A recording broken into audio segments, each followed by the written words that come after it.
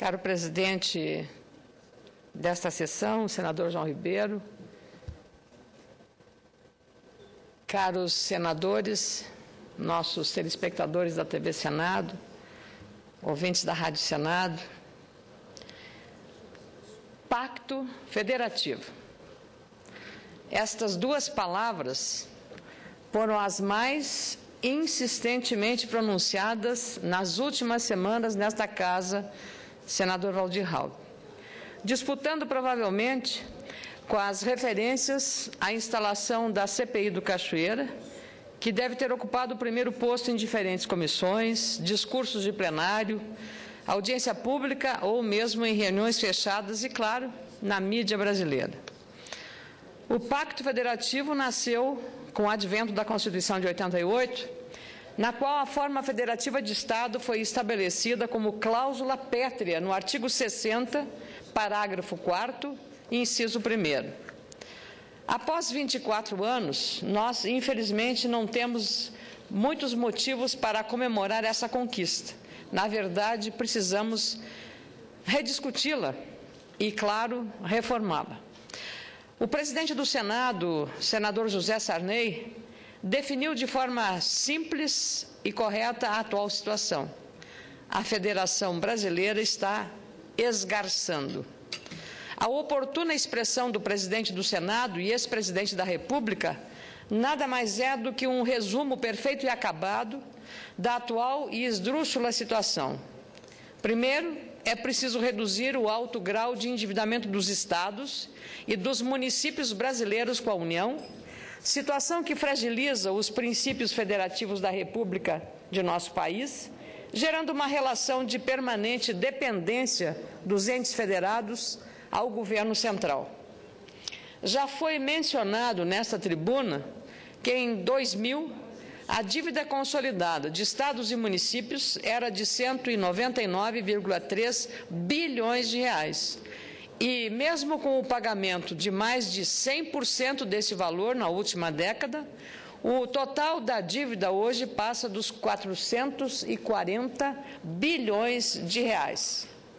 Esse aumento descabido da dívida aconteceu principalmente pela política de juros adotada pelo governo federal e, claro, de forma unilateral, e a adoção do Índice Geral de Preços, o IGPDI, como indexador para corrigir os valores das dívidas. À época, o indexador era vantajoso para os estados quando as dívidas foram renegociadas.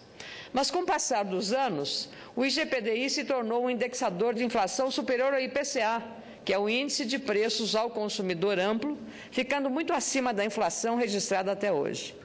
Ouso dizer até, se tornou um indexador de desestabilização das contas dos estados.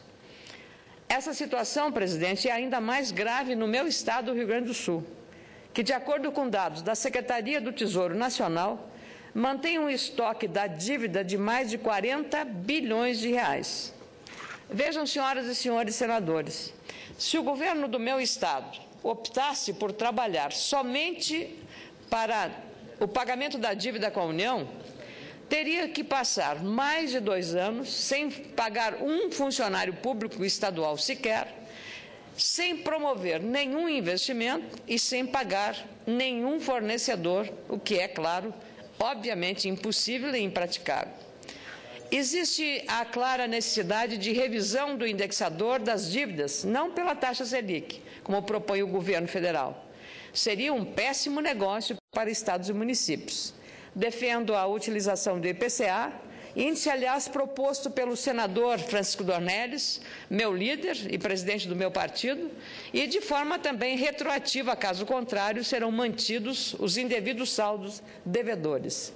Os empréstimos para os estados precisam fazer parte de uma política pública do governo federal, já que o problema vivido pelos estados hoje foi causado por medidas econômicas implementadas pela própria União no final dos anos 90.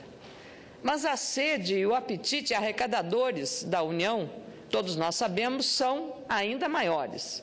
Além de lucrar com a cobrança das dívidas de estados e municípios, o governo federal centraliza a arrecadação dos tributos e impõe dificuldades adicionais a governadores e prefeitos na hora de realizar investimentos públicos. Antes da Constituição de 1988, a fatia tributária dos municípios era pequena, como IPTU e taxas que garantiram serviços como manutenção das escolas rurais, estradas vicinais e limpeza urbana, entre outros. Os investimentos e serviços essenciais à população eram garantidos pela União e pelos estados. Mas isso, como se sabe, ficou no passado. Depois de 1988, novas regras para a repartição dos recursos foram estabelecidas e, na prática, o governo federal foi criando tributos novos, repassando diferentes responsabilidades aos municípios, sem que houvesse o repasse de dinheiro suficiente para honrar os novos compromissos. Até porque, quando o governo cria uma contribuição, essa contribuição não entra no conjunto das receitas para formar o Fundo de Participação de Estados e Municípios. Aí fica só na mão da prima rica da federação, que é o governo federal ou a União. Um caso específico é o piso salarial dos professores, uma conquista justa de uma das categorias de trabalhadores mais importantes do país, mas impossível para estados e municípios honrarem, porque o governo federal não garante os repasses financeiros necessários para honrar aquilo que a própria União determina. Na prática, o jogo está assim: a União concentra os tributos arrecadados, os municípios concentram as responsabilidades com a população, a responsabilidade, portanto, é executiva. Mas é nos municípios que as riquezas são produzidas e é nele que os cidadãos vivem e consomem. É também no município que os recursos de impostos são gerados para serem entregues aos estados e à União e, posteriormente, retornar ao seu local de origem. Mas o que chega nos municípios é muito menos do que o que deles sai. Dados da Confederação Nacional dos Municípios mostram que a União hoje concentra 60% da carga tributária e executa menos de 30% dos investimentos públicos do país. Os municípios concentram 15% da carga tributária e executam mais de 30% dos investimentos públicos.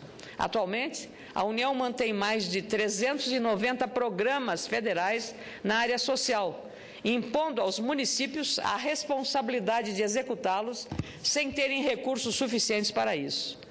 No programa Saúde da Família, por exemplo, o governo federal repassa 7 a 9 mil reais para garantir o trabalho de uma equipe de atendimento, mas o custo real é de até 32 mil reais por equipe. O Bolsa Família, carro-chefe dos programas sociais do governo, tem o cartão de identificação da família participante e o depósito bancário garantidos pelo governo federal. Mas o trabalho de cadastramento é todo feito por quem, senhoras e senhores? Pelos municípios, que têm, com isso, apenas o ônus desse programa.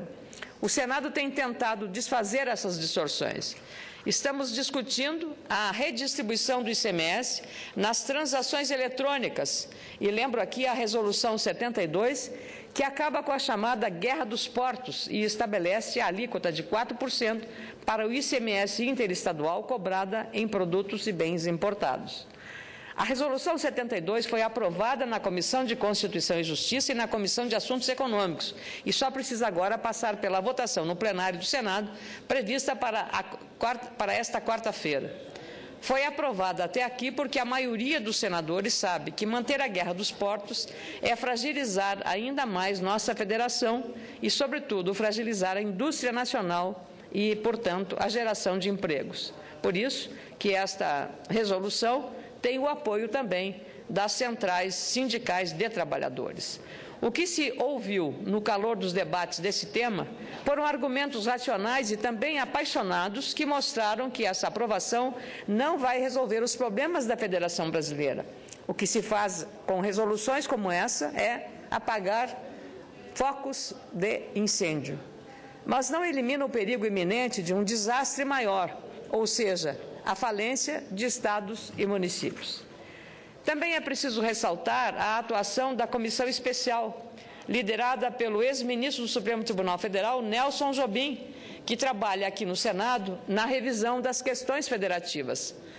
Essa comissão, senador Álvaro Dias, criada com um grande senso de oportunidade pelo presidente José Sarney, tem o objetivo de examinar, sob o ponto de vista jurídico, constitucional e acadêmico, o que se pode mudar no tal Pacto Federativo. Não há momento mais adequado para o trabalho da comissão de especialistas. Eles estão debruçados em 4 temas considerados prioritários. Primeiro, distribuição dos recursos do Fundo de Participação dos Estados.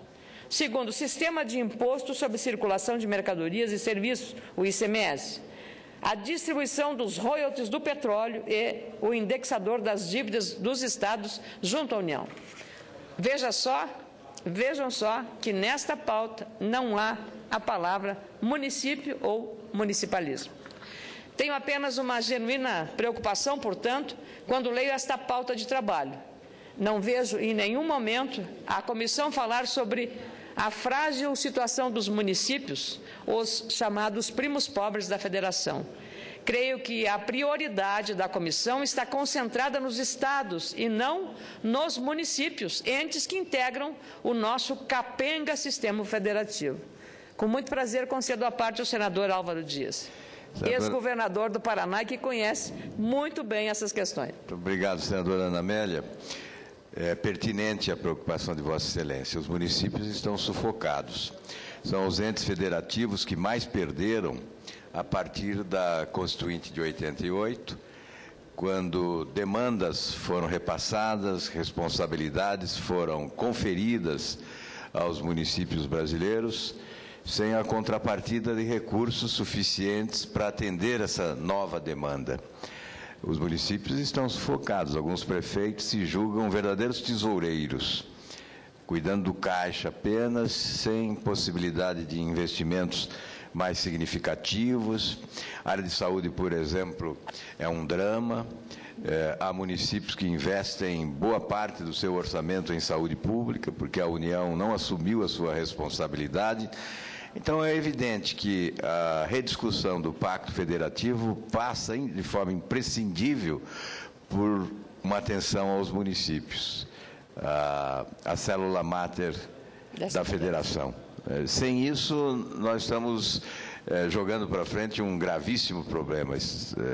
Creio que há tempo ainda para que esse apelo que Vossa Excelência faz seja ouvido pela comissão de especialistas, a fim de que os municípios sejam a preocupação primeira desta rediscussão do Pacto Federativo. Parabéns a Vossa Excelência. Agradeço muito Vossa Excelência, senador Álvaro Dias, que, como eu disse, foi governador, conhece profundamente, sentiu na carne também essa fragilidade da federação, porque a concentração dos recursos na mão da União torna muito frágil a federação. Por isso, os estados estão endividados.